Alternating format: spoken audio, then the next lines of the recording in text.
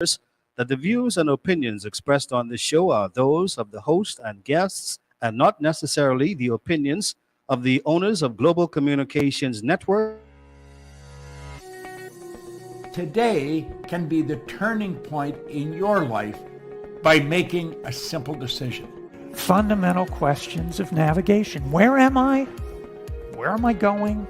And how do I get there from here? I invite the leaders of our planet to ask themselves these three questions before they make any crucial decisions. But if you don't make decisions, you're going to stay right where you are. We are all map makers. We are in a time of transition. If we're going to change, we have to change the direction that we're going. Our planet needs leaders who know where they want to go. When we change the direction we're going, then we want to make sure we're going in the right direction. Leaders who can see the big picture. Because if we're not, we're going to either go backwards or we're going to stay where we are. Recognizing the psychological and the spiritual shifts and changes that need to be made, often from the inside to the outside. To be able to shape your future, you have to be willing and able to change your paradigm. Complex journeys require navigation. The path to the truth is one such journey. This is your GPS. Hairstyling services provided by J.D. Edwards Salon and Spa, Palmdale Shopping Plaza, Madera Street. Accessories provided by Chevette Williamson Jewelry. Standout jewelry for standout women. Good afternoon, everyone, and welcome to GPS Global Paradigm Shift on Global 99.5 FM. I am your host, Michelle Malcolm, and as always, it's a pleasure to be in your company today. So, at the very outset, let me just let you know that we're having some technical challenges on our radio side. Apparently, our transmitter was struck by lightning last evening, and that is not good news. So clearly that knocked us off air. We've been on and off air intermittently, and they are currently working on that problem, trying to get it resolved. So if you are a person who normally listens on radio, or you know somebody else who does, you need to reach out to them for us. Please let them know that we're having some technical challenges as a result of that lightning strike. And as a result, you have to listen to us either on the Global Radio website or here on Facebook. Okay? So we would appreciate it if you would get the word out. If you know anyone who listens to us strictly by radio, let them know we're having some technical challenges. And we are working on it to try to get back up on radio as soon as possible. So today is Friday, and you know what that means. Every Friday, we treat you, our audience, as our co-host. Now, this is going to be challenging because our radio audience can't listen to call in, and our Facebook audience don't like to call in. You all just like to put your message on Facebook. Well, that ain't going to work so good for me today. So, whereas we welcome you to put the message on Facebook, we also welcome you to call in because our radio audience is unable to, seeing that they can't hear the show. So, I need your cooperation. Otherwise, it's going to be me talking about myself all day today, and that's not good because you're supposed to be my co-host today. Now, the Grand Bahama audience is able to hear us, I'm told. So, you are free to call in and let us hear from you. Particularly, we're going to start our show talking about what's going on in Grand Bahama. But the telephone number is called 326-0271, 326-0271, 326-0272, 326-0272, and the WhatsApp line to send us a message, not to call, but to message us via text, is 801-0271, 801-0271. Those are the numbers to reach out. And again, Facebook viewers, I need you guys to call in, some of you at least, so that we can make this more interactive than just you putting your comment on the screen. And of course, Grand Bahama listeners are welcome to call into the show. So those numbers again, 3260271, 3260272, and the WhatsApp line to send us a text message is 801-0271. Grand Bahama has been in the news quite a lot the past few days. As if you guys haven't gone through enough. Now there is this fallout, it seems, between the Grand Bahama Port Authority and a private family that owns several businesses there in Grand Bahama that say they are out because they don't like the way that they don't like the atmosphere that the Grand Bahama Port Authority has created for business persons on the island. They're making it, according to them, of course, I'm paraphrasing here, but they're making it very difficult for them to be profitable, to run business efficiently and effectively. And so they are threatening, or have threatened already, to pull out, which would mean that quite a number of Grand Bahamians will find themselves on the unemployment line, which obviously can be ill afforded considering what Grand Bahama has experienced in recent years with all of the hurricanes that have hit the island, and Dorian being the worst of them, and then on top of that, COVID pandemic, which unfortunately impacted the whole world. So Grand Bahama right now can ill afford to have scores of people join the unemployment line, but yet that is the situation as it stands now, with this impasse between the Grand Bahama Port Authority and the private family that is threatening to pull out. While that is going on, the Grand Lucayan sale is on track, and another 45 days due diligence period has been added to that. The Prime Minister has indicated that he has been trying to he's had a meeting with the family that is threatening to pull out, or to see if he could bring this impasse to some kind of closure that could result with them staying on in the name of saving jobs in Grand Bahama. And while that is going on, we see where the Grand Bahama Port Authority is saying that they're looking forward to the completion of the Grand Bahama Cruise Port, saying that Carnival has promised to bring 1 million visitors per year once that is complete. A lot going on in Grand Bahama right now. So we're going to start the show. And of course, this is an open line show, so you're free to call in, especially my Grand Bahama listeners, and give us your views on all of this. But we're going to start the show with a soundbite from the Prime Minister saying what efforts he has made to try to bring some kind of resolution to this problem. Jason, I need you to go to that first clip, please. Not because there's no prospect of success for that business, but rather because they feel that they are being hindered in their process by persons who have the authority to allow them to prosper. And so I had a conversation with the family, and I don't want to disclose the content of that. I did indicate to them that as government, I want to intervene to see how I could resolve the situation in respect to their investment, to see how it can continue. Of course, as you will know, Bahamians who are employed there are now losing their jobs. The idea is to try to save jobs as well. Any closure of business will have a deleterious effect on the economy.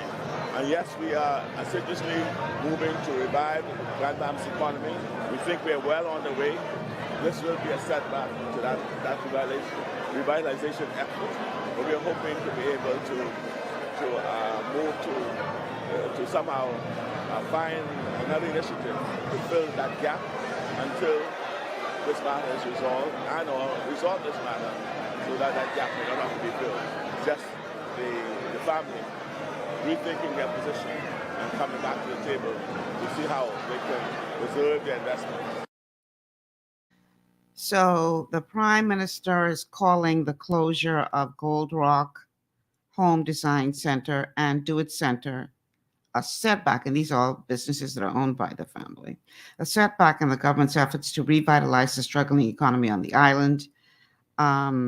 And as you would have heard him say in that clip, he's hoping to find another initiative to fill the gap left by those closures.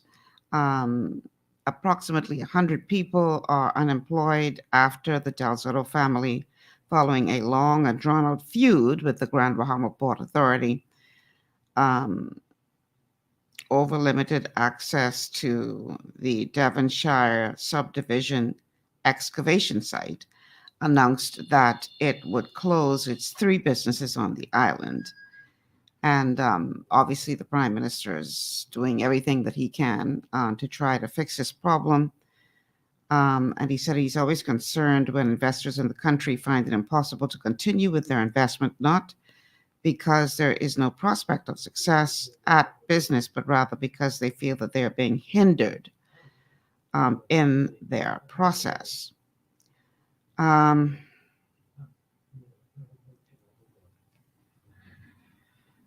Meanwhile, is that a call for the show? Okay, we have a call on the line. Caller, welcome to GPS. Hey, Michelle, how you doing today? Good, how are you? I'm pretty good, thank God for life. I only discovered that your station was having trouble after 2 o'clock. Okay. So I was scrambling trying to hear you guys on air. Right. And I just, told you guys got struck by lightning last night. Wow. Yeah. I'm calling to, and forgive the noise in the background. I can't avoid it. Unfortunately, that's somebody around doing some work on the building outside. Mm-hmm. So pardon me on there. Michelle, something that came to the forefront of my heart today, I want to just talk about on a personal note, but also for anybody in the listening audience who might be keen to entertain the idea, has to do with the end times.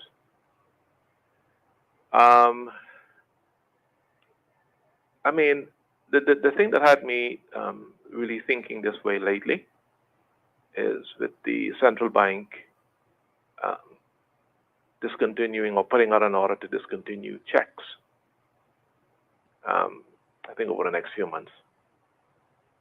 And, as this pandemic came about, and a lot of people were talking about the end times, and, some people were saying that the pandemic was, or the shots and everything were leading up to the Antichrist and all of those things. And I, for one, as a Christian, I honestly do believe that all of this closing down of closing down of the typical way of doing business and driving humanity all strictly into e-commerce, to me is one of the clearest indications, excuse me, Michelle, sorry about that, of the end time, because of the fact that, as the Bible teaches, the mark of the beast will be something that has to do with a computer chip being embedded in one's forehead on one's right hand,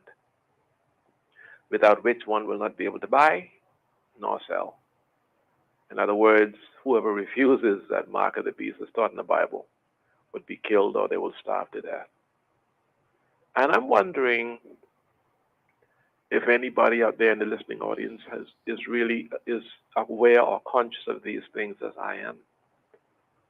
Because I'd really like to hear the church community talking more about these end time facts.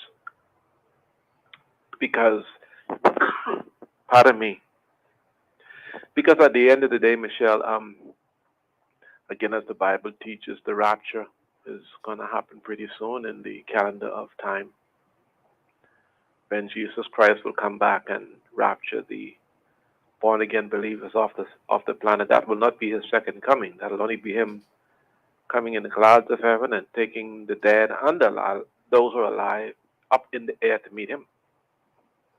And that event on the prophetic calendar, in my humble opinion, is very, very, very close. So I just wanted to encourage anybody out there who might be listening, and no offense intended by JT, but some people might yet be offended because it's the truth of God's word and they don't want to hear it. But if anybody out there is listening and really cares to, please listen and pay attention to the signs of the time. Pay attention to them and listen to what God is talking, because these are some days that Michelle will get a hell of a lot worse. And I emphasize hell only and simply because after the rapture occurs and the Antichrist will have his 3.5-year reign on this earth to pretend to be God, and all hell literally will break loose on this planet for the second 3.5-year reign of the tribulation period. And with all of the hell and we catching on this planet now, boy, I tell you, by the grace of God, Michelle, and I humbly state that, I look forward to meeting the Lord in the air, and I just want to encourage everybody else to think, because when I thought earlier today, I said, what could I talk with Michelle about? And all of a sudden, God just dropped that in my spirit. So I just wanted to share that on your open line show today. And hopefully somebody else might care enough to comment on it. Hopefully not take it offensively and brush it off. But if they do, then that's their right, and I respect that. But God is coming. The Lord is coming soon, Michelle. And for those of us who are born again and ready to go when Jesus comes, we will be caught up in the rapture. And for those who are not ready, as the saying goes, they will be left behind. So that's my contribution on your open line today. Thank you. Thank you for the time, my dear. Thank you so much for calling. With regard to the mark of the beast, for persons who are familiar with the Bible talks about the mark of the beast in the end times. And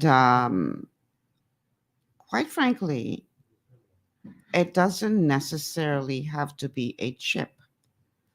But there is in place now technology that is already being tested where a digital tattoo is being put onto people that can be read digitally. And it could very well be a tattoo that a person has to receive that will be able to read everything that needs to be read with regard to your financial status, health status. Right now, it's being tested as something to do with your health status. But it could very well be a tattoo that a person will have to receive to be a part of that system. So just be on the lookout for that. We have another call on the line. Caller, welcome to GPS. Good morning, Sister Terry Moxie. How you feeling this morning? I am good this afternoon. But you ain't better than me because I'm an entity. I'm a mind. So let's start off first. Now, the caller, you give him, I love how you give people a chance to talk and don't cut them off. I love that first. And good day to you and your staff. So let's start off first. I live in Freeport. Mm-hmm. I was here for Doreen. Okay? Mm-hmm. You heard me? Yes, I'm listening. Okay, sorry. And what happened when Doreen came here? The Abaco and Freeport, Bahama, mostly East End and Abaco. Okay, they had a plan for this centuries ago, years ago. They had plans for everything. You know what I mean? So we're gonna get all them people out of there, or the East End and all them, get all of there. No title rights, no home rights, no property rights. Get them over there. Then we're gonna build our carnival and blah blah blah. But nobody thinking how much people die and get missing just for them to do that. So because it's the plan, we can't run them over there, and we have to create something to get them over here. So now they carnival. Now jobs coming. Okay, we don't forget the people die and perish just for them to put their carnival. Everything is a plan. And then now with the gold rock situation, they made billions for 30 years. Everything is manipulated. They made billions. Now everything is designed. Everybody know what they done made their billions so they can create this narrative like, oh, we have problems. All of them looking at us sitting down and laughing at around Bahamian people. Oh Lord, we slave to these people and we fight against each other and kill, and they just sit up on the pulpit and just watch us. Why do you think the church is not helping? You know what I mean? When they so-called say Jesus was on the hill and the Satan was on the hill, Satan say, oh, you bow down to me, all this will be yours. What did the audacity, the devil got to tell Satan and the man of God, the child of God, that if you bow down to me? They were showing us from the beginning who run this world. It just in chords. You just have to read between the lines. They said the stuff, don't convict me for this, but I'm Kendall Hunter. They set the stage from the beginning with the Bible and the answer and their truth there. So we can never find the truth because that's their truth they give us. So see the young man that's left, he have a good heart, but he relying on other things. You have to rely on your mind, insight. Man, not to teach you nothing. We get that insight. When we were young boys, when we were small at a young age, before our mind get destroyed, we used to dream about the girl way across the other part of the world and beautiful, where they can make her out. And when we wake up, oh, we got smile, want her back, and we can never catch her back. So we know from young, woman don't make us feel good. It's our mind. Our mind. But you just have to use it and ask for insight, and they're going to come. Our brain is like a reptile brain. Educated, intelligent. You see our brains? It's like a reptile. It's like an alien brain. That's what we is. Intelligent. They decide every black man can be smart. So we get shots from we was the babies, and they say this disease, and when they create them same disease, they say these shots. And at the same time, it make us dumb. It make us ignorant. And ignorance is black man's worst enemy. That's the enemy right there. Once you're ignorant, that's the enemy. Nobody else is the enemy. You yourself is your own enemy. All right. But me, Miss Michelle, Malcolm, we born on the same month.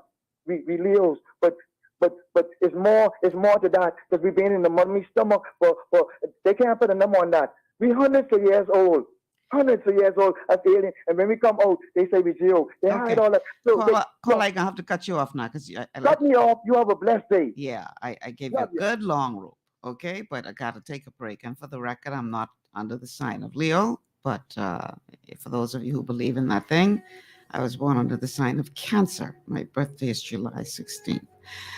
All right, we got to take a break, y'all. When we come back, we can talk more about this impasse that's going on in Grand Bahama and how people's lives are being impacted.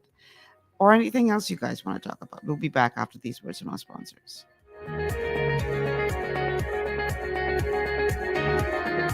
Understanding your microbiome, also known as your gut ecosystem, can change everything you thought you knew about nutrition, digestion, immunity, and metabolism. Keeping your gut ecosystem healthy and balanced is essential.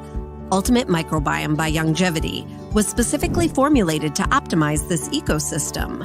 It provides the advanced support your gut needs through prebiotic, probiotic, and postbiotic supplementation. Our unique blend of probiotics includes Lactobacillus and Plantarum, healthy bacteria that can help prevent harmful bacteria from taking over your gut. Increasing your gut's population of beneficial bacteria creates a more balanced gut microbiome, which has been shown to aid in weight loss, skin health, sleep, mood, and may even help with seasonal allergies. Ultimate Microbiome also promotes the production of postbiotics. Postbiotics are key to help regulate your gastrointestinal health. To enhance digestion, Digizyme Multi-Enzyme Complex, a blend of 5 specific enzymes, has been added to Ultimate Microbiome. It can help break down food so your body can better absorb nutrients. Plus, we've added our proprietary I-26 hyperimmune egg powder to aid in the elimination of disease-causing gut bacteria and help your body balance its immune response. Ultimate Microbiome, the scientific, proprietary, and holistic approach to gut health that helps optimize your body's entire gut ecosystem. To learn more, contact your Longevity associate. Welcome to Sunshine Auto, the hardest place on the planet for rims, tints, and tires. We are your auto superstore for rims, Lexani, Azaras, Trueform, Weston, Lux, fuel, track life, tough, rough racing, velocity, mud, all-terrain, and low-profile tires, cars, homes, and commercial window tinting. At Sunshine Auto, we put God first and customer is king. Black is love. To stay healthy, it's crucial to make sure you get the nutrition you need every day. But it's difficult to get all your recommended vitamins and minerals from food alone. Even in the United States, 94% of people are deficient in at least one nutrient. Beyond Tangy Tangerine 2.0 by Longevity is a simple, convenient, and affordable way to help your body get the essential nutrients it needs.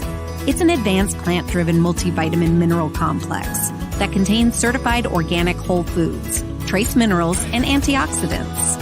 BTT 2.0 supports your body's natural defense system with a proprietary blend of energy-boosting and body-loving nutrients, plus prebiotics, probiotics, amino acids, and enzymes that support digestion. With an unusually high ORAC score of 8,000, you get even more antioxidants to help combat free radicals that can cause damage to your cells. But to get the most benefit and value from any multivitamin, your body must be able to break down the nutrients so you can fully absorb them. Otherwise, they'll just pass through your system without doing any good. Beyond Tangy Tangerine 2.0 was specially formulated with synergizing cofactors to ensure you get maximum nutrient absorption. Beyond Tangy Tangerine 2.0 is the easiest way to give your body the balance and complete daily vitamin mineral supplement it needs for optimal support of your overall health. To learn more, contact your Longevity associate. This portion of GPS is brought to you by Tiki Bikini Hut at Junkanoo Beach. Great food, cool tropical drinks, and family fun in the sun. Welcome back to GPS Global Paradigm Shift on Global 99.5 FM. Michelle Malcolm here on this TGIF Open Line show on a Friday. And we are inviting you to call in. The telephone numbers to call, 3260271. 3260271, 3260272, 3260272, and the WhatsApp line is 801-0271, 801-0271. So looking at what's going on in Grand Bahama, there is this tug of war going on between a private family, the Del Soto family, which owns several businesses there, and the Grand Bahama Development Company, also known as DevCo. Depending on who you ask, the Grand Bahama Port Authority. So the issue stems from the renegotiation of Gold Rock's expired contract with DevCo, in which the latter sought new terms regarding the sale of aggregate, site scope, and quantity of material to be excavated and the potential for a new excavation site. I'm reading from an article in the Nassau Guardian. Gold Rock is claiming that DevCo and the Grand Bahama Port Authority has blocked it from utilizing that excavation site so that an international company may use it. The Grand Bahama Port Authority is saying it has never entered into any contract agreement with Gold Rock, and the matter is answerable by DevCo. So we're at this impasse, and we're going to talk more about that. But first, let's take this caller. Caller, welcome to GPS. Ms. Malcolm? Yes. One more thing. I quote you. At first start, you said you had problem with your radio station, with the radio announcer and all that there, and you need people to call. And then you saying, my time is up. You need entertainment? What's wrong? Caller, I gave you a very, very, very long time. But we have to give other people an opportunity as well. You cannot complain about the time that I gave you, caller. I was very lenient with you. Okay, sister. All right. All right. So let's not do that today. All right. So the official opposition is speaking up on this impasse, saying that it is regrettable that the Prime Minister was not adequately advised that this was developing, because according to Michael Pintard, this situation had been brewing for quite a while. So here is what the official opposition had to say with regard to that. President of the Grand Bahama Port Authority, Ian Roll, says GBPA has a vision to create critical mass for the island. Roll notes that while Grand Bahama has the infrastructure to facilitate over 250,000 persons, only about 50,000 persons reside That was the wrong soundbite. I will go ahead and play the correct one.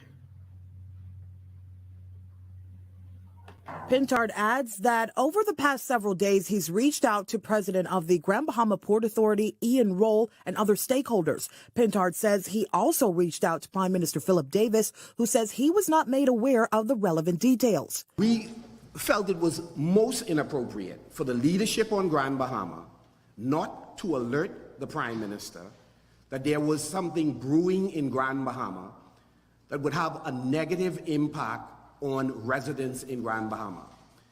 The company employs approximately 130 persons. So we're talking about quite a few families that will be impacted. That is aside from those persons who have already been laid off. Now, the Grand Bahama Port Authority did fire back at the Del Zotto family, charging that they pulled their investment in Freeport out of spite. In a statement earlier this week, the Port Authority labeled the family's claims of witnessing blatant disregard for the growth of the island as false, salacious, and purposefully sensationalized. To that, Pintard urges all parties to tamp down on making these kinds of statements. He then got in contact with the company, and this Tuesday, they were supposed to have addressed this particular issue. Obviously, the conversation is not helpful to them sitting down and coming up with a reasonable resolution to this issue. It is clear that from the group of companies, government intervention is what is required. And I understand regrets have been expressed that no one reached out to them during this particular situation.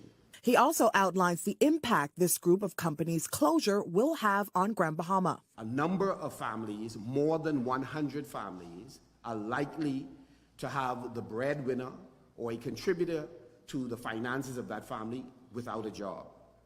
Secondly, there are other companies in Grand Bahama that rely on this group of companies, and they too would be affected.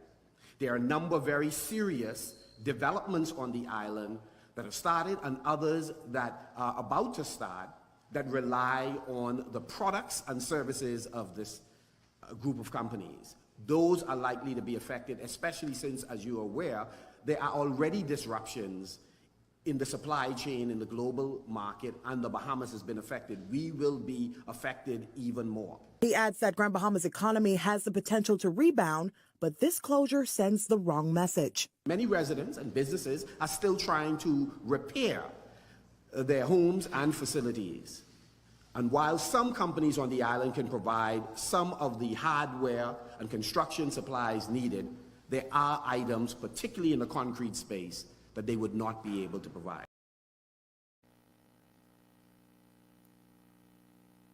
All right. I'd love to hear what you guys have to say on the matter. We have a call on the line calling in from Grand Bahama. Caller, welcome to the show. Hi, first time caller. Thank you. Now, I just have to say this. First of all, why is it that in this day and time, we still have monopolies in our country? Mm-hmm. These are the things that the powers that be need to be looking at. There is no way that we should have a monopoly on something that's so important for our country. I would like to see our contractors associations, whoever else, get together and maybe start a company. Those that have the means, I think that will bode well for Freeport. We need to start trusting one another to build our country and stop relying on outsiders to come in for us to progress. I blame the Port Authority, GB DevCo, the government for all of this. That's my 5 cents. All right. Thank you so much for calling. I agree with the caller to the degree that when you are dealing with a foreign investor, and we've seen this happen too many times in Grand Bahama in particular, where they come in and then they decide for whatever reason, there is no more, and they pull up and they go. and we are left holding the bag. I agree with the caller that we need more Bahamian ownership.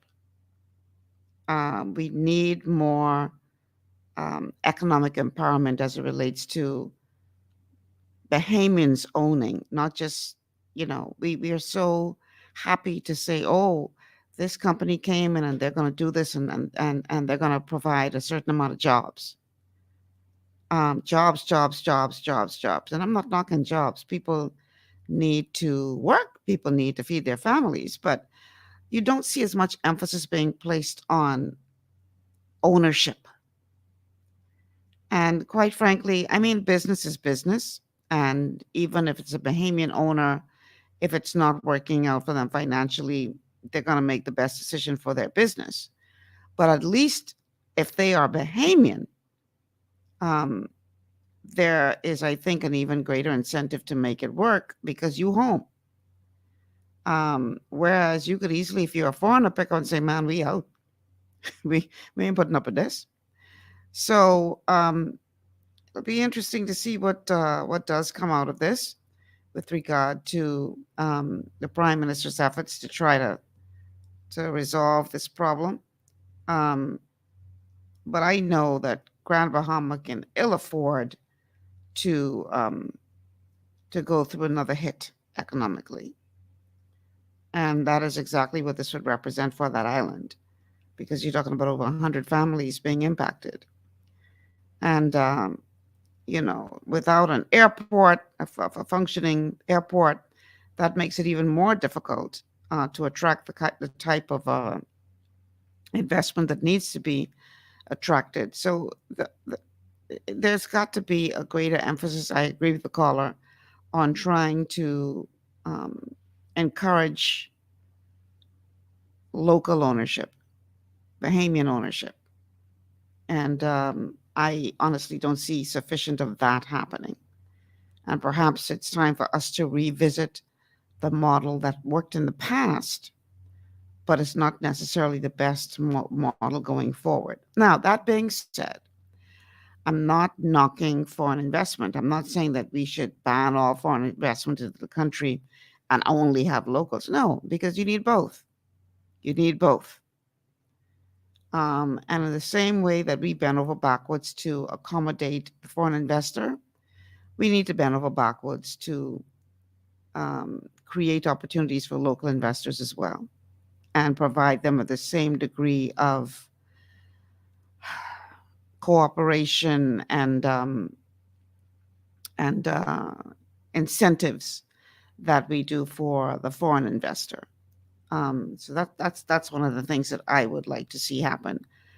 Now, also from Grand Bahama, there is some optimism being expressed over the Grand Bahama port that Carnival is promising to deliver, saying that they will be able to bring 1 million visitors to the island each year once the port is complete. I will take it from here, Jason. And so Grand Bahama Port Authority executives are excited about the prospects that will bring. And here's what they had to say on the matter. President of the Grand Bahama Port Authority, Ian Roll, says GBPA has a vision to create critical mass for the island. Roll notes that while Grand Bahama has the infrastructure to facilitate over 250,000 persons, only about 50,000 persons reside on that northern island. He adds that one of the initiatives of the port is to grow the cruise industry. In 2019, we probably had less than 500,000 passengers coming to Grand Bahama. This one port, Newport alone, the first year, Carnival is guaranteeing 1 million passengers, and then the second year, another million. So I think we're going to be well on our way to achieving somewhat of that critical mass that's so badly needed in Grand Bahama. And we at the Grand Bahama Port Authority, we completely support this initiative. So that would be very good news. However, You're talking future. What's coming up in the pipeline? But what about what is happening now? People right now need assistance. People right now are wondering what's going to happen if we lose our jobs. People right now are on the unemployment line already, trying to find work. And the economy of Grand Bahama is not in great shape. If C. Allen Johnson is listening, I'm not sure that he is, but C. Allen, if you are, I'd love to have you call in because I know you have a lot of insight as it relates to this whole question of Grand Bahama's economy and what needs to be done to shore it up, to get things back on track. But of course, I'd like to hear from anyone else from Grand Bahama to hear your views on the state of the island's economy and what needs to be done, from your opinion, to make it better. The telephone numbers to call, once again, 3260271. 3260271, 3260272, 3260272, and our WhatsApp line, which I need to check. Our WhatsApp line is 8010271.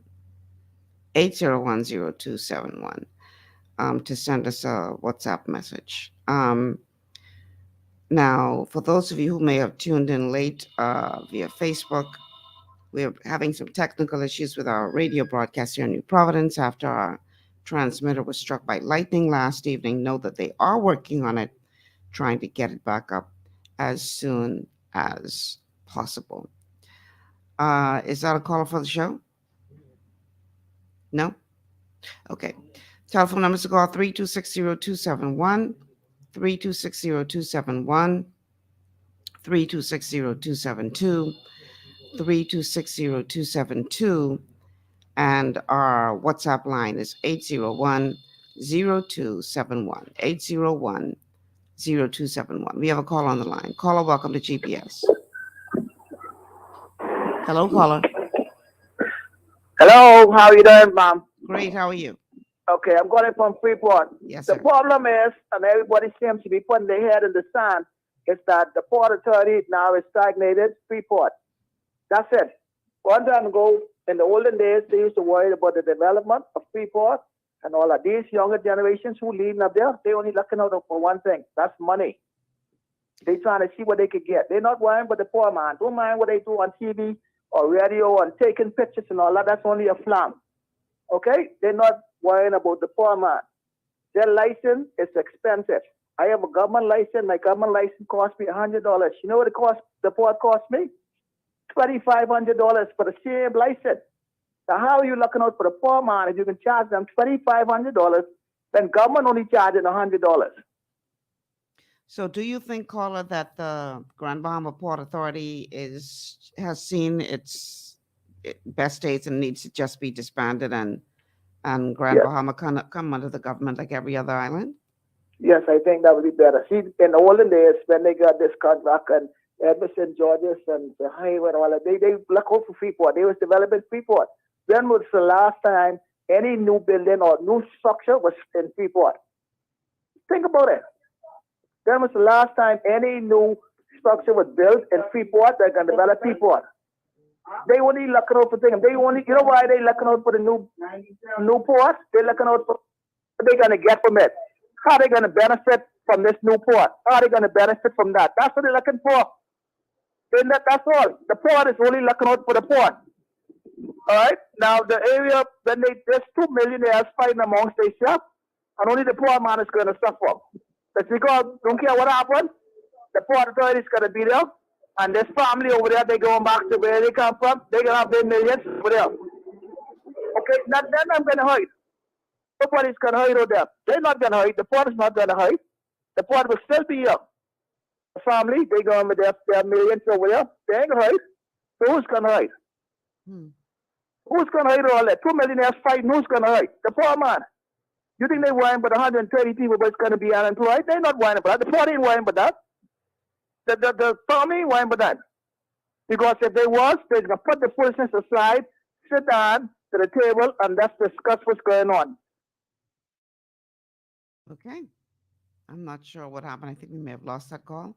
All right. Thank you so much, caller, for calling and expressing your views on the matter. Is there another caller waiting? No.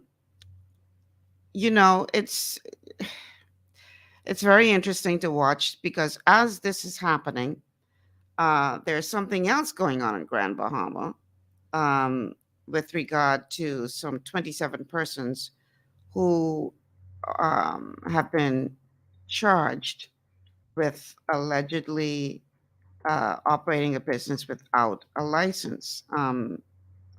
We have somebody commenting on that. Where'd that comment go?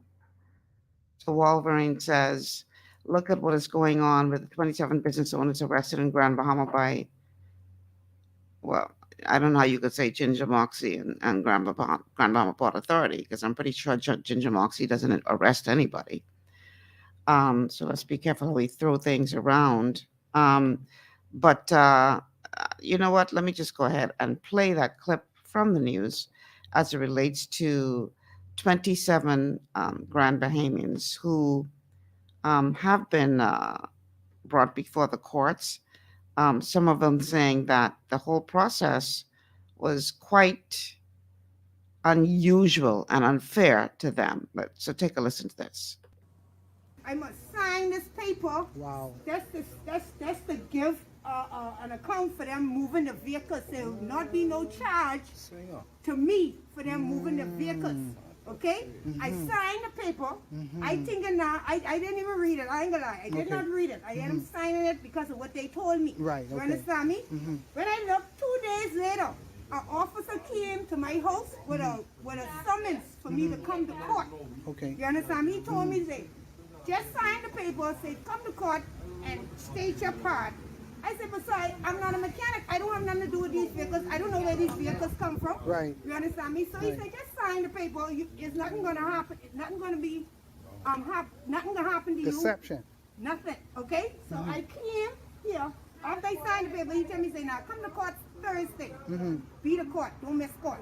I come to court. When I come to court, the woman telling me, say, asking me if I'm guilty for me being a mechanic. I said, Mom, I'm not a mechanic. Okay. So I'm not guilty. I'm not guilty. I'm not. You understand me? So she still tell me $800 with surety. You understand me? So I had to be in the backyard for hours and hours waiting for my family to come to help me. Right. You understand me? I feel like they should not be doing this to people. Right. They said I'm operating an illegal business. So I told them no. I said the cars in the front of my yard is mine, and I does work in my yard. I have work to do, so I'm not. So they told me that there's so much cars in the front of the yard. I had to move it. I said okay, I would move it. Right. And they said this car over there is a derelict car. If you want me to do, I said y'all can take this car and go. And then the next day, they brought me a summons to come to court saying operating illegal business. Okay, so first and foremost, I want to encourage you people, don't sign something which you don't read first. That's not a wise thing to do. I mean, that's the first thing you learn when it comes to signing anything. You got to read it first. So I can't give her a pass for that. She should have read the document she was signing. I see Alan just reached out saying that he is going to call. So I sent him the number. So tell you what, let's take a quick break. When we come back, hopefully he will have called in by then. Or maybe we could just call him. I'll send you his number, Jason. Oh, that might be him calling now. Let me see if that's him. And if it is, we'll hold off on taking a break. 3260271, 3260271, 3260272. Is that him? All right. We've got C. Alan Johnson on the line. C. Alan Johnson. He was a good show you got. The guy could be DC fishing. He got a phone call in the middle of under the ocean saying, "Boy, my shall talk about Grand Bahama. We need a representative." What's going on over there, man? Well, guess what? you know, you and I talk about this under the previous administration and even now under this administration, that Grand Bahama is the linchpin of economic development of the Bahamas. But what is happening now is that what you have is a bankruptcy on the island. A bankruptcy of ideas as to what to do now, what to do next, and even what to do in the past. And so, for example, let's go to the 27 individuals that you have. I have not. I just got word of that today. Believe it or not, due to what I'm involved with right now, which is actually basically an economic strategy for most beginners to become involved with also, is that I've not had the opportunity to really follow up on the news. But I found out this morning about the 27 individuals. Now, there's some issues that I have exactly with that, and I'm gonna stand with the individuals that's already standing in regards to resolving it. And this is a double play. We've had this incident before in regards to individuals operating businesses within the port area. First of all, you know, I don't know exactly on the probable cause or the investigation that happened. My understanding that the port group companies or the port authority did sign the documents, whatever it is. Now, here's the problems with that. Yes, the port authority has an authority over the free port in totality, but in these areas, these developments for which the port authority seemingly has now exercised authority, if it is, as I've been told, is out of context of what the rule says. Let's say you come into Bohemia or one of those other places where they exercise this option. That rule of enforcement or violation of the community is the responsibility of the developer. And so now if the developer is going to accept responsibility or pass that responsibility onto the port, these are the areas that's for decades that have yet to be paved, lacking street lighting and the proper things for those particular communities. And so it seemed to me like the port authority may want to sort of step into this authoritative type environment to actually assume responsibility for these developers. So it's a good thing in one sense that maybe now they can show full responsibility for accountability in these developments.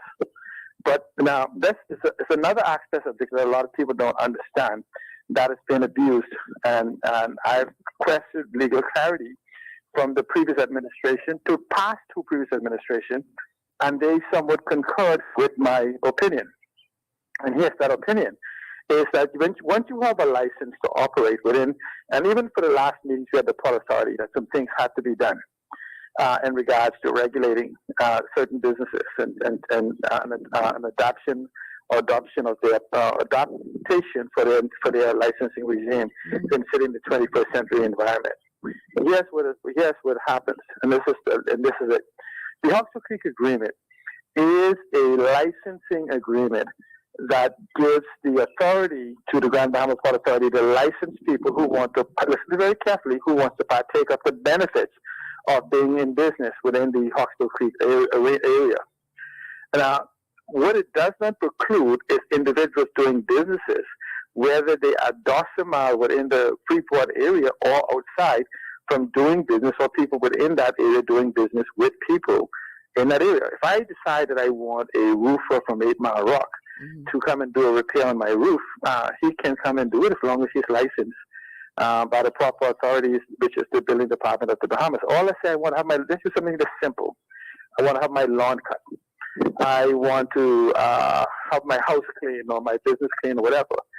I don't have to hire somebody that has a port license. Right. However, if I want to have some benefits such as duty-free, say, cleaning supplies or toilet tissues or whatever, that person would have to be bonded, have a license from the port authority, or I can simply buy those supplies from those person who's providing service only. Now remember, the port authority cannot give you exemption or on a service. You know, it cannot, okay?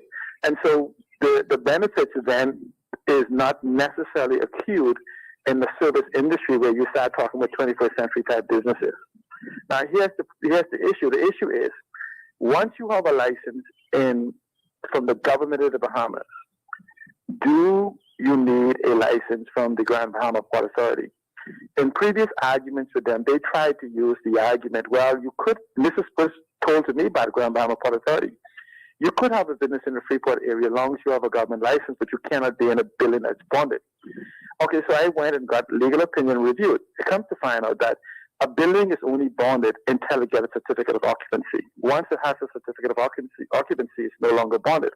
That then makes all buildings in Freeport eligible for anybody with a business license to be in. The question then comes, do you want to partake of the benefits of the Hawkesbury Creek Agreement or not?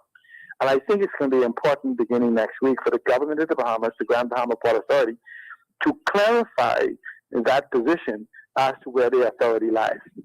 Now, I want you to understand that you can't even get a Grand Bahama Port Authority license without having a government license. And so the question then becomes, what are you paying these exorbitant fees to the Grand Bahama Port Authority for? So I get a license from the government for $100 to, say, wash cars. Right. Why do I need to pay the Port Authority $1,500 if I do not want to buy a bottle of detergent a week for $4 to wash cars that I want to save the duty on it? What's the duty on it? Maybe 12 cents, 15 cents, let's say 50 cents. So I go 50 cents per week times 52 weeks. I don't want to save $26. So I shouldn't have to pay them $1,500 to save $26. And that's the point that one of our earlier callers was trying to make. Go ahead. Right. And so I'm saying this is good now because this now brings front and center a conversation. Because remember, I was involved with the vendors on Grand Bahama before when they sought to drive them out. And they compromised to allow them to remain in Freeport, in front of the schools and on the streets. And so this just, I think what happens is oftentimes is that, and this is what happens after I got the vendors their consent, they kind of went away and there was no reason to continue pushing the issue. But I think now as we move into the 21st century, it may need now for total clarity on this whole Hawkesbury Creek Agreement and licensing regime practiced by the Port Authority. Now, I'm well aware that some individuals have been pushing for these individuals for home-based businesses to be shut down. Some activists in the public sphere for them to be shut down or regulated. Mm-hmm. Now, regulation is simply putting the rules in conjunction with the what is it? I forget. It's another set of with the bylaws of Freeport, which has not been amended. The Grand Bahama Port Authority has been screaming for the bylaws to be amended, but they themselves have not brought that to the residents of Grand Bahama or residents of Freeport or the businesses in Freeport. Now we have to understand, every resident, every homeowner in Freeport or landowner in Freeport is a quasi-licensee. Okay, so when you begin to do these bylaws and everything else, you have to have a wide consultation with everybody that actually owns property in Freeport. They have not done that in decades, yet they are seeking to do it. It hasn't been done yet. So again, that's another conversation. These are all things that must be addressed if we are to see Grand Bahama play the front and center role in the economic revival of the Bahamas. So now, let me ask you something. How is it that in the past it seemed to work, but fast forward to 2022 and Grand Bahama now, Freeport now looks like a shadow of what it once was? Why was it successful then and not now? What happens was first of all, after the Everton George and the Haywood family took over, other than the incursion of the government of the Bahamas, there's been no major development that has occurred on Grand Bahama from a perspective that they represent to be the promoter and developer of Freeport. So in essence, buck up began to go. Almost anything happened. If the government didn't do it, it didn't happen. So basically, the Grand Bahama Port Authority and its leadership, including the president, has become nothing more than carpetbaggers and ribbon cutters. So whenever the government arranges something, they go in and cut the ribbon and do it. So I'm to the point, I'm telling people now, we're to the point in Grand Bahama, you could get all of the MPs and the Prime Minister show up to a letter opening, because that's how dead it is on Grand Bahama. And so what happens now is that the Port Authority is in a really precarious situation, just like the government of the Bahamas. And here's the problem. The Port Authority basically, from my perception, gets its revenue from licensing and the water company and whatever companies they may own indirectly through their 17 or more companies that resides in the Cayman Islands.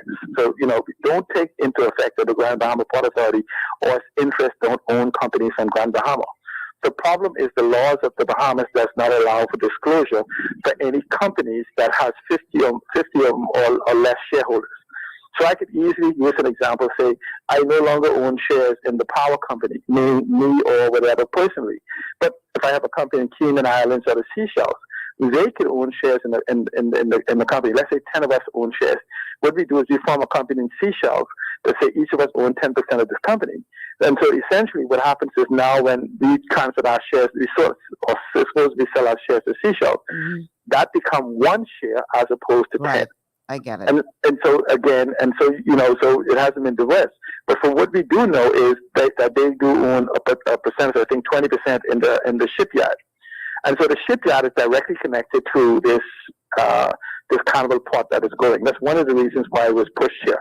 So I don't want people to believe that this Carnival port is a new issue. This is a decade-year-old issue that was propagated by Perry Gasso and Christie going down for East Grand Bahama. So this is more talk. There's some other things I'm concerned about with this port issue concerning the impact on the marine protected area, because here they are, they're about to put two of the world's largest cruise ships in the Peterson Key marine protected area. They're about to cut a full canal type environment and docking facilities in the marine protected area. We've seen the impact it had on Bimini. And this is the Peterson Key, a protected area. And so, yes, supposedly environmental impact. Oh, what I forgot, be in the middle of what they call this carbon revolution, where you will have to destroy. And oftentimes we hear people like Disney and on Eleuthera and Carnival here and other places says, we are going to be preserving 100 acres. What they're not telling you is they've gotten 300 or 500 acres and they'll be destroying 400. See, we are preserving 100. You're preserving what? What is there now before you start, and what will be there when you finish? So if there's 300 there, and when you finish, there'll be only 100. You didn't preserve 100, you destroyed 200. Right. I want to read a comment from one of our Facebook viewers, and I'll get your response. Jenna says the Bahamian people who live in Freeport, who need to open shop or do any business, should go East End or 8 Mile Rock like Nassau. Everything open up in Carmichael Road. What are your thoughts? Well, in East Grand Bahama, that's not possible now. And I'd put to you that the opportunities for them to go has been a deliberate underdevelopment of those communities to not provide the infrastructure. Just imagine Freeport with the head start with infrastructure, and for over 50 years, no major infrastructural development has happened in Freeport. Roads, infrastructure, water, sewer systems, anything. And essentially, you could imagine, since there's not been even resources for the rebuilding or even sustaining of those, you could imagine individuals not having those in East and West Grand Bahama. And I would say it has been a deliberate poverty regime that was aimed at the out islands, or the family islands as we call it, because the economic development of the islands will cost two things. It will cost the evolution of political power that lies on New Providence. And secondly, to really actually develop the Bahamas, we can have some rule changes, such as land reform. Land reform is an issue no oligarch or no plutocrats, no political people want to have that. Because then you'll say, oh, we started over 3 million acres of crown land. Who owns it? When you begin to find out who owns thousands of crown land acres and how they acquired it and the price they acquired it for, you may then have a real revolution in the Bahamas. Right. And so these are things that are happening. So when people like me talk, people say you talk a lot, and I simply say, I don't want none of you so-called intellectual, deceitful people to answer me. If I am saying is wrong, why don't you have your member of parliament, whoever, you say you voted for them, go to your member of parliament and ask them to call me out. Just, don't have your talking heads on radio distract you and with all type of intellectual manipulation and anything else. And like I tell people, I don't argue for myself. I argue for you. I argue for the collective. Because I know enough and I've gotten enough invitation from those who I argue against to come join them. And if I wanted to do that in a sincere sense, I do. But I don't need them to be who I am. And so going back to Grand Bahama, and so what you have is the Grand Bahama Port Authority that's suffering. So just answer that person's question, it is possible, but only to a certain degree, almost like they want petty shops and stuff to be in East and West Grand Bahama. The infrastructural needs in its fullest extent is not in East and West. The potential is there. Okay. But the probability of it happening is against it. I want to read one more comment and let you respond, and then I gotta go to a break because we're way over time for our break. But this is from another Facebook viewer who says, Grand Bahama Port Authority is a redundant system. We don't need governing body that are poisonous to the people and the environment. They have no vision, and the Bahamas and the Bahamians with vision and solutions they don't want to hear from, like Mr. Allen. Has the Grand Bahama Port Authority seen its relevancy diminished to the point where they are no longer needed? Yeah, you want me to answer this now or after the break? If you can hang on, we'll go to break first. All right, go to let's go to the break, and then we can talk about that. Do we really need a Grand Bahama Port Authority anymore? Are they serving any real purpose anymore, other than, as C. Allen put it, to cut ribbon for what somebody else brought to the island? We'll be back to talk about that and more on the other side of the break. Stay with us. Your body's immune system is under constant pressure from things like stress, lack of exercise, and toxins in the environment. It's crucial to be proactive and support your immune system with the nutrients it needs to function effectively. But it's often hard to get these nutrients from food alone. Introducing fast-acting Zinc Plus Immune Support by Longevity.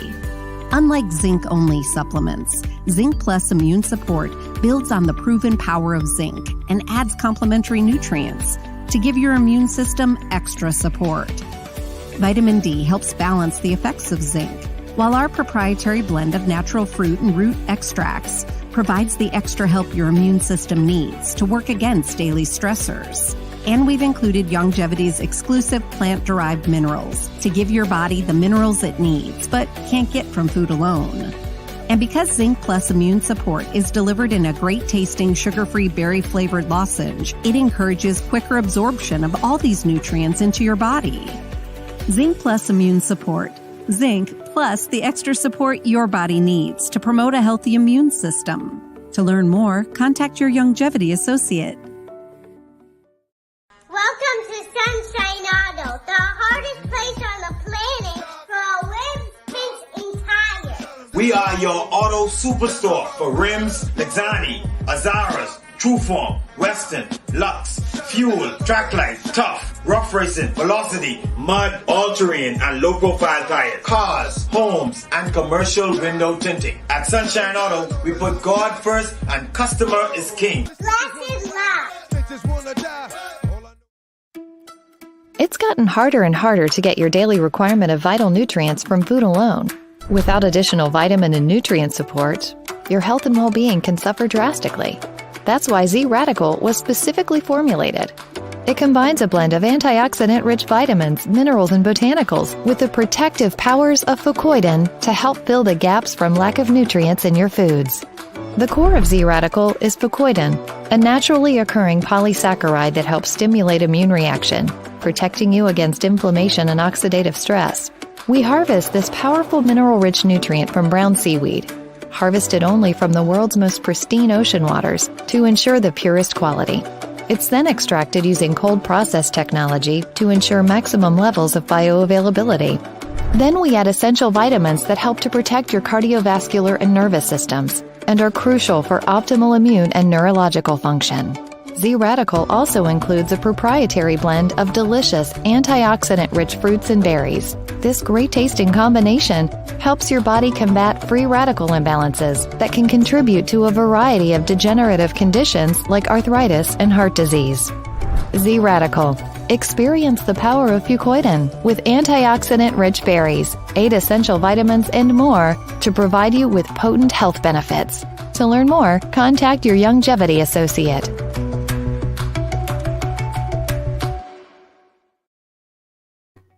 Welcome back to GPS, Global Paradigm Shift on Global 99.5 FM. Michelle Malcolm here on this TGIF Open Line show. And we've been talking pretty much about the situation in Grand Bahama with all of this drama going on between private investor and development group and development corporation and all that stuff. We have C. Allen Johnson on the line. And the question that was posed to C. Allen prior to the break is the Grand Bahama Port Authority any longer relevant enough to still be around, or have have they worn out their welcome, and is it time to move on? Well, just to say, the Grand Bahama Port Authority, if we were to look at what the intent was of the Hawkesbury Creek Agreement, they still have a role to play.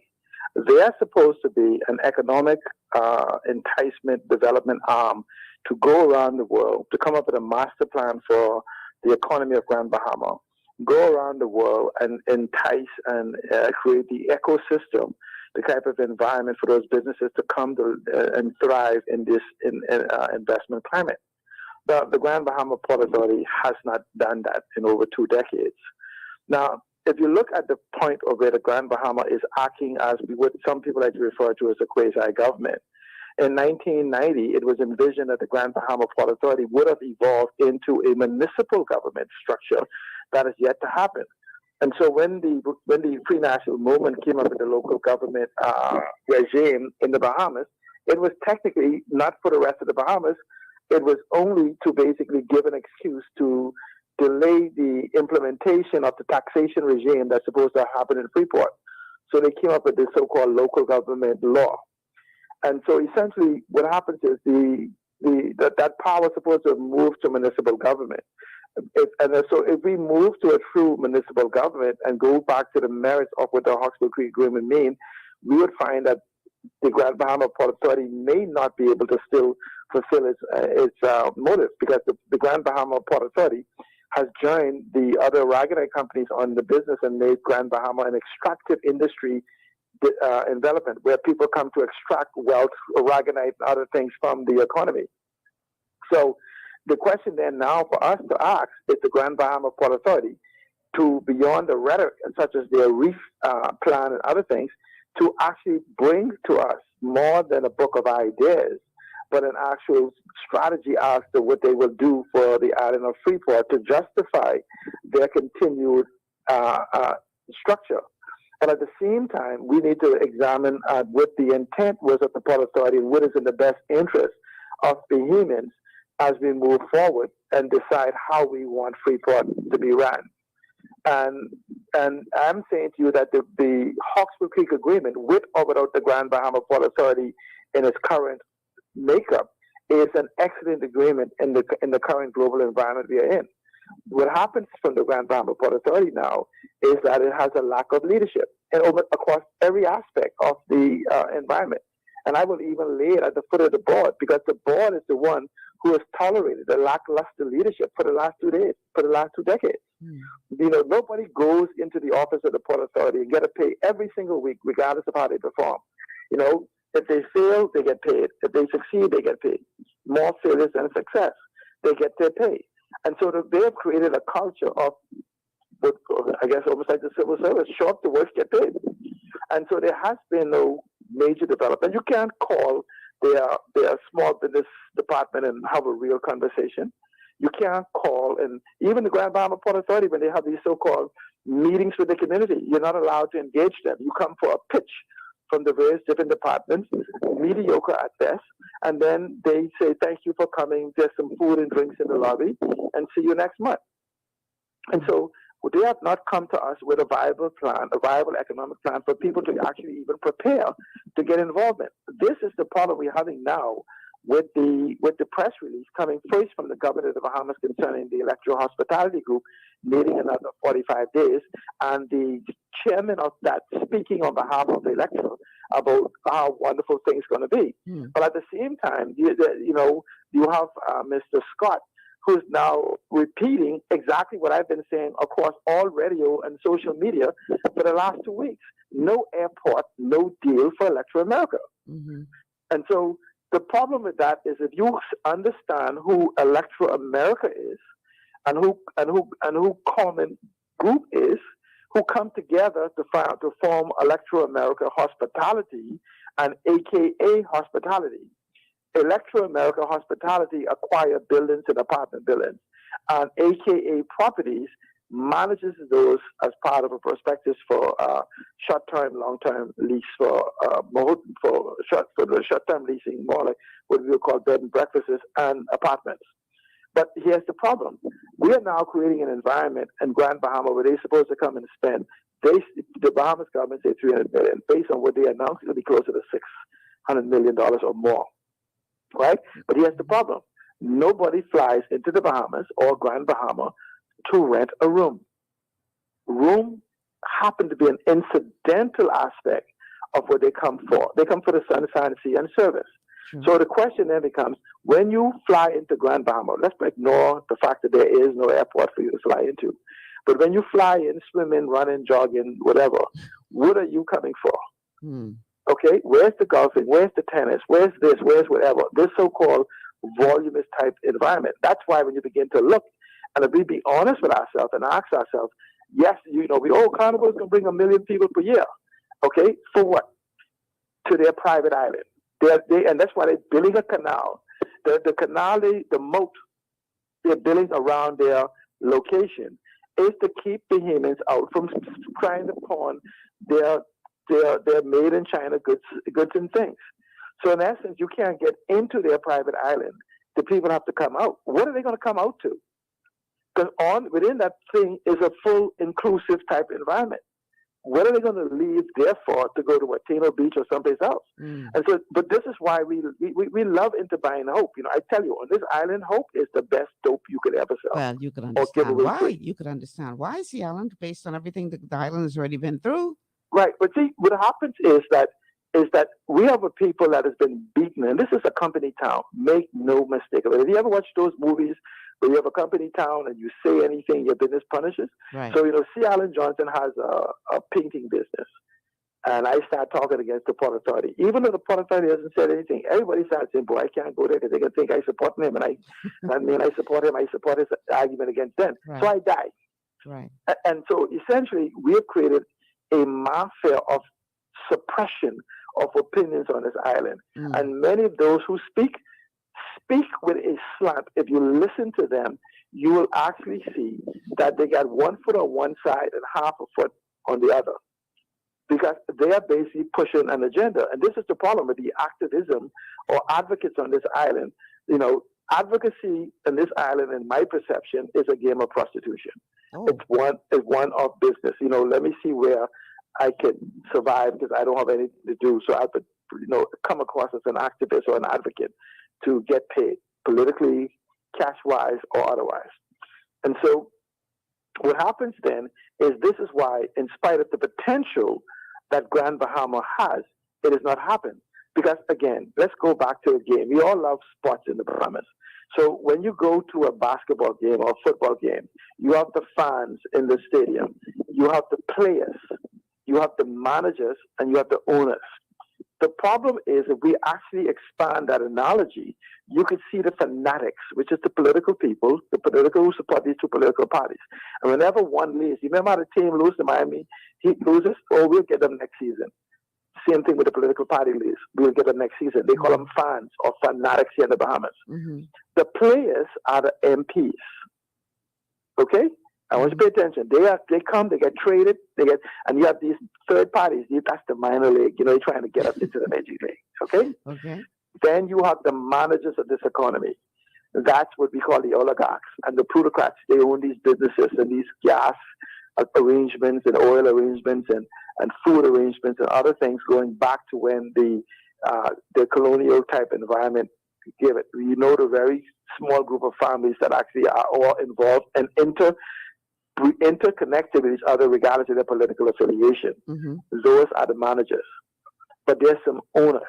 If you go to the WTO document where it says that the Bahamas does $3 trillion, if you talk about $1 billion economy, it says the Bahamas does $3 trillion worth of commerce per year. Those are the owners in the booth. Have you ever looked up at a game and seen they show you who's in the booth? You don't get to see them. Nope. Those are the owners. And so they are the real owners of our economy. And technically, they don't care whether we have a $12 billion economy or a $70 billion economy, as long as you don't touch their $1 trillion economy. So there's nothing prohibiting us.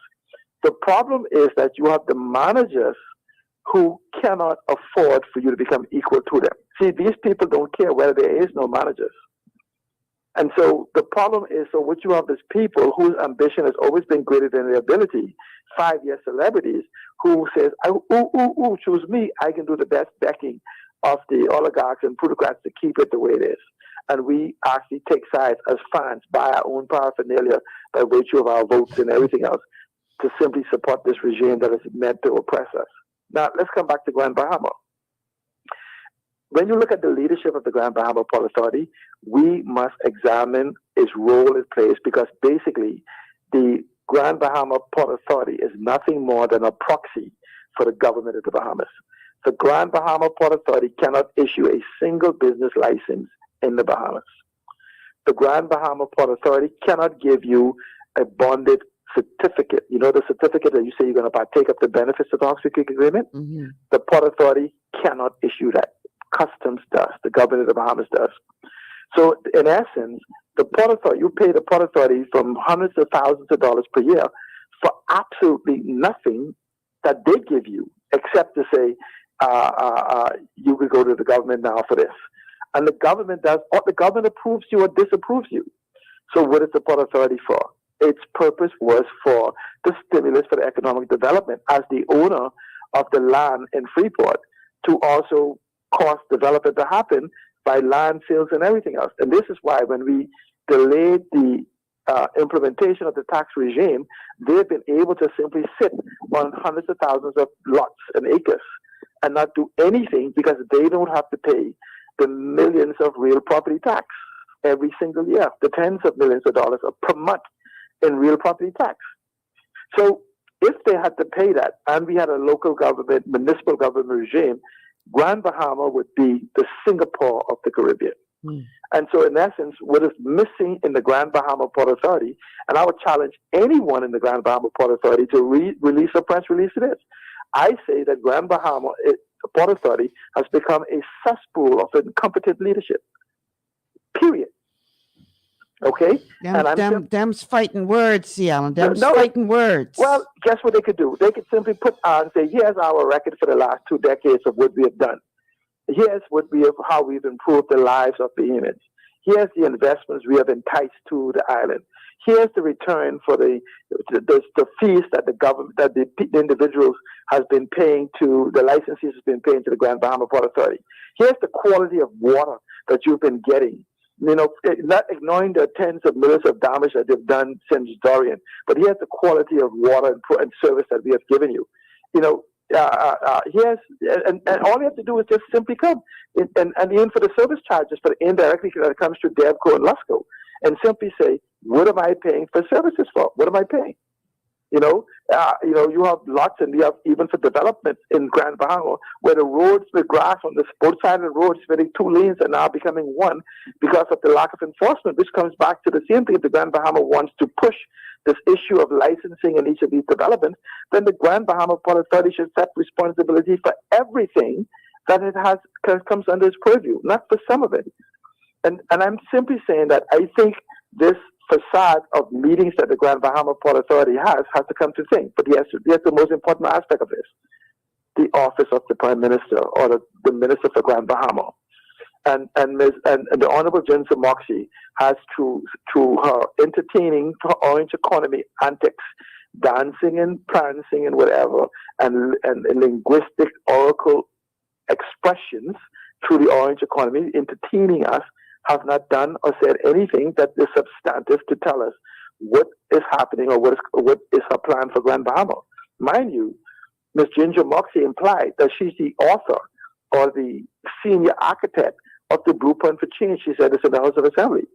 So here it is that you talk about these 12 different economic models, directly or indirectly: blue economy, green economy, orange economy, conceptual economy, platform economy, circular economy, aquamarine economy, digital economy, conceptual economy, knowledge economy, silver economy, all these things they talk about indirectly and indirectly. So does the Port Authority, ocean economy. Nothing has happened in almost 12 months.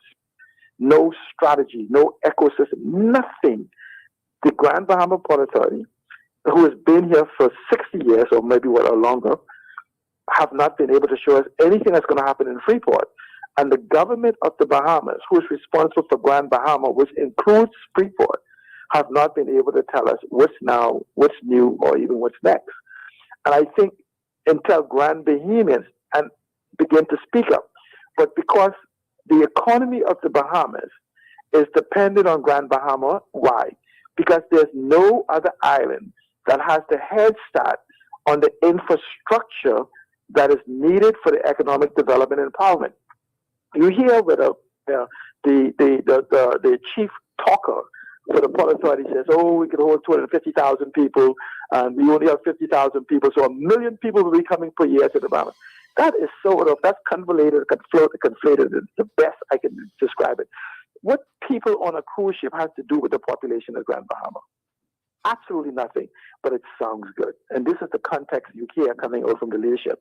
But however, Grand Bahama with 50,000 people with an infrastructure that was initially designed for 250,000 can accommodate it. We talk about Singapore a lot. Singapore, 30 square miles larger than Freeport. Not Grand Bahama, 30 square miles larger than Freeport, has 6 million people. Not as prepared as we are for economic development. Yet the Grand Bahama Port Authority can't get investments. And for people who are listening in Freeport, sorry for running on so long, let me say to you why. When an investor is coming to the Bahamas, this is not these investors were shantytown investors, okay?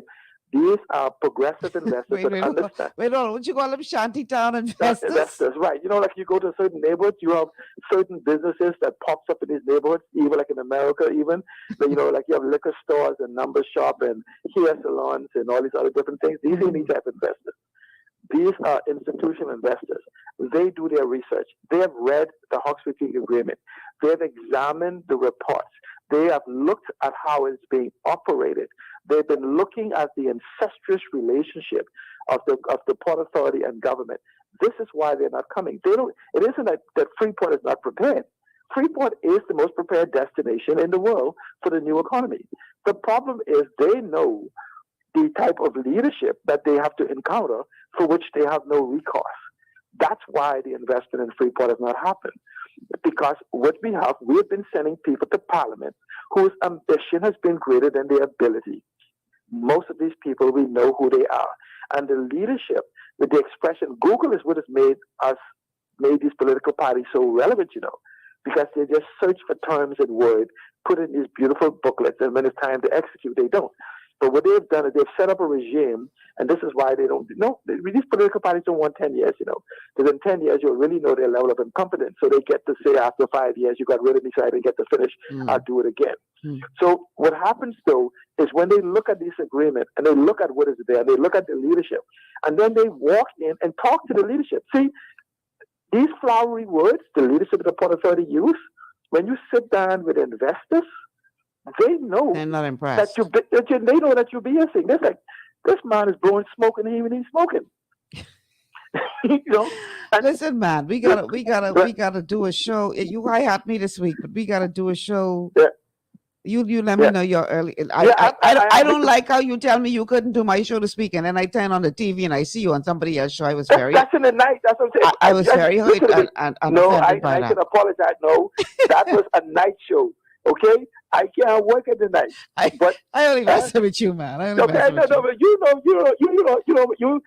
and your show is my first love. We gotta do something when your schedule allows, though. No, I'm assisting my brother with something. Yeah. And so hopefully, within the next day or so, I will know more time. Just like how I just took a lunch break, you know, I may just have to do your show. And you might have to show a picture because I may not have time to go to get a shower, shave, and a haircut. All right. I can't take a break and log in. I'm just not going to be presentable to all of those prying eyes who have this perception of what I look like. I got you.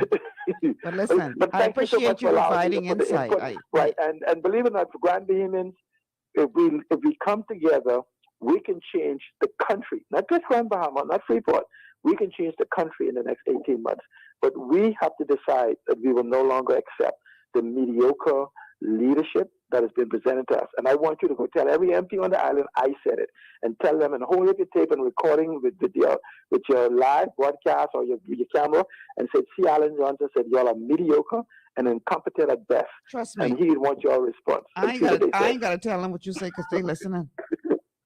Okay, so and I tell them I'm open to a debate on what Grand Bahama is, what Grand Bahama can become, and not just theory, but the actual verifiable steps that is necessary that we can do. And what they could simply do is sign some documents saying they'll get out of the way, and we'll do it ourselves. Thank you so much, Michelle. We'll talk. Thanks. Bye. Okay, before we go to this break, I want to read a message from Terry on Facebook. He says, even though economics is not my paradigm, I'm listening to C. Allen over the years. I'm convinced that we are still in the dark ages, compounded by confounded, visionless politics, who still loves massa and his tyrannical systems of disenfranchising its people. When will our leaders I think you meant to say, put on their gonads and move us forward? We have a vast blue economy per capita, but it seems to only be up for exploitation by outsiders. Let's increase our laws and fines in this aspect. All right. Thank you so much for those comments. And Wolverine says, if Grand Bahama, New Providence, or any other island had state-of-the-art airports, hospitals, and a modern infrastructure, investors would just need to plug in, not come in to build and develop the area in order to operate. All right, we're going to take a break. When we come back, we are going to wrap this all up. For those of you who are tuning in late, I see somebody asking about the radio. We are having technical challenges on our radio broadcast here in New Providence due to a lightning strike last evening of our transporter. What is that? Transformer. Not transporter. This is not a sci-fi movie. Our transformer was struck by lightning last evening, and thus we're having problems with our radio broadcast here in New Providence. All right, we'll be back after these words. Stay with us. Understanding your microbiome, also known as your gut ecosystem, can change everything you thought you knew about nutrition, digestion, immunity, and metabolism. Keeping your gut ecosystem healthy and balanced is essential. Ultimate Microbiome by Longevity was specifically formulated to optimize this ecosystem. It provides the advanced support your gut needs through prebiotic, probiotic, and postbiotic supplementation. Our unique blend of probiotics includes Lactobacillus and Plantarum, healthy bacteria that can help prevent harmful bacteria from taking over your gut. Increasing your gut's population of beneficial bacteria creates a more balanced gut microbiome, which has been shown to aid in weight loss, skin health, sleep, mood, and may even help with seasonal allergies. Ultimate Microbiome also promotes the production of postbiotics. Postbiotics are key to help regulate your gastrointestinal health. To enhance digestion, Digizyme Multi-Enzyme Complex, a blend of 5 specific enzymes, has been added to Ultimate Microbiome.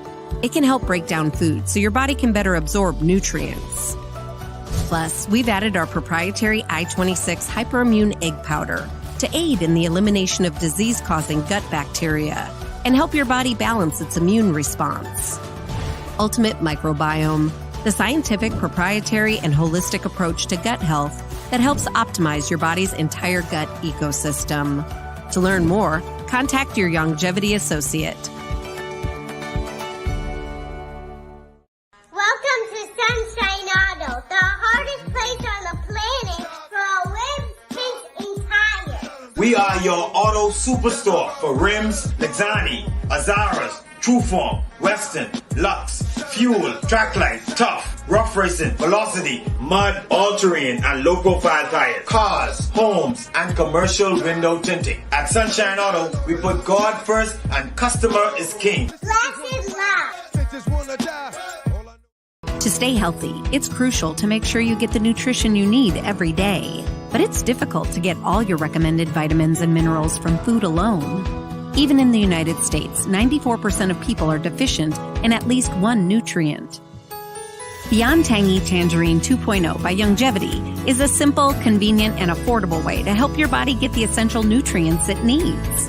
It's an advanced plant-driven multivitamin mineral complex that contains certified organic whole foods, trace minerals, and antioxidants. BTT 2.0 supports your body's natural defense system with a proprietary blend of energy-boosting and body-loving nutrients, plus prebiotics, probiotics, amino acids, and enzymes that support digestion. With an unusually high ORAC score of 8,000, you get even more antioxidants to help combat free radicals that can cause damage to your cells. But to get the most benefit and value from any multivitamin, your body must be able to break down the nutrients so you can fully absorb them. Otherwise, they'll just pass through your system without doing any good. Beyond Tangy Tangerine 2.0 was specially formulated with synergizing cofactors to ensure you get maximum nutrient absorption. Beyond Tangy Tangerine 2.0 is the easiest way to give your body the balance and complete daily vitamin mineral supplement it needs for optimal support of your overall health. To learn more, contact your Longevity associate. This portion of GPS is brought to you by Tiki Bikini Hut at Junkanoo Beach. Great food, cool tropical drinks, and family fun in the sun. And speaking of Tiki Bikini Hut, I went there for lunch yesterday after a long time of not being able to get out there. And of course, they did not disappoint. There was some live music, and it was just a really great atmosphere as always. So definitely go and check out Tiki Bikini Hut. Byron Coley Austin and his crew will make you feel welcome. Everybody that walks through their doors is a VIP, and they make sure that you know it. So go on and check out the Tiki Bikini Hut on Junkanoo Beach. Let them know you heard about them on GPS. All right, so let's switch gears because, of course, this is a TGIF show, Open Line, and a couple of things I wanted to talk about. And one of them is the fact that police advised that a woman came in yesterday to identify the child, the body of the child that was found in the pond near the golf course in the Yellow Elder area. So that is all that we know. Someone came forward. We don't know as yet. I guess we have to watch the news later on or listen to the news later on to see if there's been any further update. But we do know that a woman has come forward to identify. No. A woman came forward not to identify, but to report a missing person. And police said they have, getting significant leads as to the identity of the child as a result of that person coming forward to report a missing person. So I don't know the relationship of the woman to the child, just that a woman came forward to report a missing person. Now, this is days after this child was found dead. So I'm going to be following that story with great interest to see who this woman is, what, if any, relation she has to the child, and what, if she does have a relation to the child, what's the explanation as to why it took days to come forward to report this child missing. Something just doesn't smell right in this whole case. But hopefully the police will be able to get to the bottom of it soon enough. Meanwhile, 4 persons have been charged over that fatal boating accident in which 18 human beings, 18 souls were lost. And here now is more on that. 53-year-old Mackenzie Jerome, 39-year-old Donald Watson, 49-year-old Eulin McKinney, and 37-year-old Wilbur Joseph were charged with 18 counts of manslaughter. Prosecutors allege that on July 24, 2022, the men killed 16 females, a male fetus, and a man while in Bahamian waters. The men were charged after the victims perished during what officials allege was a failed attempt to smuggle the group into Miami, Florida on Sunday morning. Watson and McKinney were also hit with a charge of reckless operation of a craft and craft operators to be licensed. It's alleged that on the same date, the duo operated the Bear Ambition vessel in a willful and reckless manner with disregard for passengers on board, while failing to possess a valid license issued by the competent authority. Following the arraignment, Jerome told Chief Magistrate Joyanne Ferguson Pratt that he was not allowed to call a relative or consult an attorney once police arrested him. He further alleges that $45,000 was counted in front of him by police that was taken from his home. However, he says the money should have amounted to $90,000. He alleges the money came from the sale of a boat and trailer which he recently sold. Now, the men were not required to enter a plea and are remanded to the Bahamas Department of Corrections until October 28th. That's when they will return to court for service of a voluntary bill of indictment. Okay, meantime, the press secretary, Clint Watson, this week issued a message, or I shouldn't say issued, but put out a message to the Haitian community as it relates to coming into the country legally, the legal means by which they are able to enter the Bahamas. And he's encouraging persons to not risk their lives on the high seas to try to sneak into the country illegally, but to take advantage of the opportunity that is already available to them to do it the legal way. The Bahamas does have an embassy in Haiti. Anyone wishing to visit the Bahamas can visit to apply for the necessary documents. The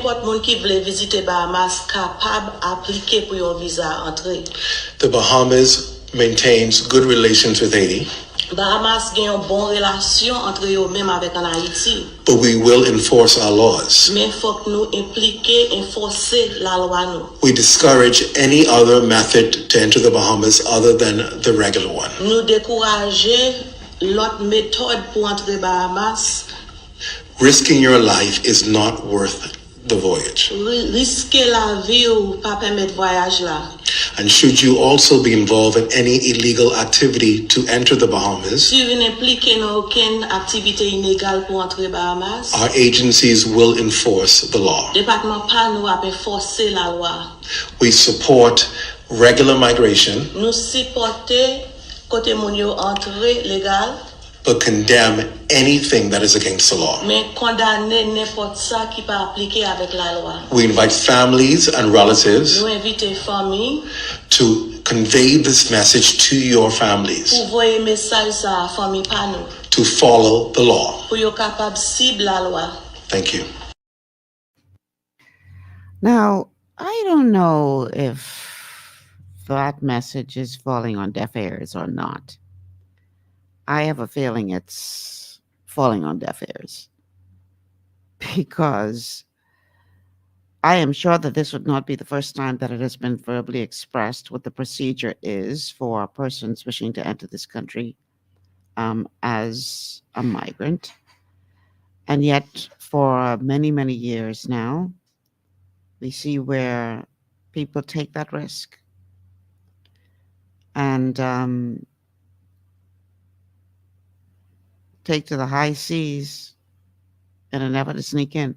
And what I don't understand is it seems to be a disconnect because on the one hand, you heard the message that Mr. Watson just gave with regard to there's an embassy in Haiti, do it the right way. And on the other hand, you have the diplomat, the Haitian diplomat, Mr. Brutus, saying that the procedure needs to be made easier for people to get a visa. I don't know what he means by that in terms of making it easier, because I think it's pretty standard procedure what a person would need to go to get a visa to enter any country. And so I don't know what more they would want the Bahamas to do to make it any easier for people to get a visa and do it the right way. And what I do not understand is if you could raise $5,000 to $8,000 per head to jump on a boat to try to make it to the United States, and if you can raise thousands of dollars per head to jump on a boat to get out of Haiti, why cannot that money be used to do it the right way? Better yet, why cannot that money be pooled to do something within Haiti so that you don't have to go to another country? And I get it. I know that the situation there is very volatile, but Haiti is not only Port-au-Prince or, Haiti has quite a bit of land mass, which persons I think have access to. So I don't understand if you can raise that kind of money to do it illegally, how is it that you cannot do it legally? What are the hindrances that are stopping these people from doing this the right way. And again, I am obviously speaking from a place of a lack of knowledge. Maybe there is some component here that I am not aware of, which would explain why this is the option that many people choose at the risk of their own lives. Is it an excessive cost that goes beyond $5,000? I highly doubt that. Is it that their systems are not in place where they can get easy access to official documents in Haiti, like birth certificate or passport or whatever it is that you need for a visa? Is that the problem? I just need some clarification. But this I do know, whatever the answers are to those questions. And we talked about it earlier this week on the show. The Bahamas can ill afford to absorb, as the international community is asking us to do, more persons, whether they enter legally or illegally. We're not in a position to do so. We ain't got it like that. And but I'm just asking these questions from a point of clarification, because I just don't understand how it is that if you can raise that kind of money, that money cannot be put to better use than risking your life on the high seas to get to a place where you got to be ducking and dodging. To me, that don't make any sense.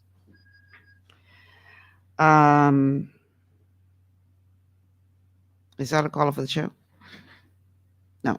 Okay. So Miko Wolverine says they want the door wide open to illegals and the Bahamas be exploited to facilitate immigrants trying to get to the U.S. The Bahamas is a depot. How do you pronounce that word? Depot. They can earn the money for this leg of the trip, Haiti to the Bahamas, and from the Bahamas to Haiti, just a rest stop. Yeah, I hear you.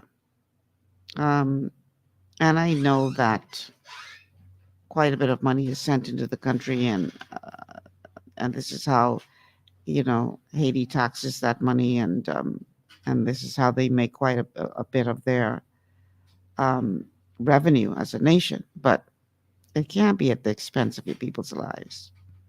And you can't be looking at another nation saying, well, you got to help fix this problem, because that's just not right. I'm sorry, it's not right. All right, what else is going on in the news? We only have time for one more story. Let's see which one we're going to choose. There will be someone challenging Belinda Wilson for the presidency of the Bahamas Union of Teachers in the next election. Someone has stepped forward saying that they think they can do a better job. Here now is that report. Headmaster at TG Glover Primary School, Dion Johnson, says he believes the Bahamas Union of Teachers is in dire need of restoration, rebuilding, and reimagining. Johnson plans on taking longtime BUT President Belinda Wilson head-on for the top spot at the Teachers Union. I do believe at this particular moment, a job has been done. Valiant job has been done by all presidents prior. But at this time, we need a new direction, we need a new vision, and a new voice. Now, Johnson says the goal of the Bahamas Union of Teachers will remain the same, and that is to always act in the best interest of educators. However, he says what he's bringing to the table is a new style of leadership, one that is conducive to producing results. The Bahamas Union of Teachers, we will need to rebuild the relationship between the employer and ourselves, so that when we sit at the table to speak about the needs of the teachers, it does not have to get to a point of gridlock. Johnson says he wants members to know that he is willing to fight for the benefits they deserve. He says his vision is to bring the union into the 21st century. Just under 2,500 members are expected to cast their vote on September 15th. Johnson says there are additional issues he plans to tackle. We have many teachers that are not sitting in a substantive position, no confirmation letters, their salaries have never been adjusted. And so that is the fight, those small fights, which really matters to the voice of the people, to the voice of the teachers, so that we can have a greater impact on the lives of our students and the lives of this Commonwealth of the Bahamas. All right, so that'll be interesting to watch because, Belinda Wilson is quite the character, very vocal, very outspoken. And it'll be interesting to see what happens within that race and who the teachers decide to put their support behind.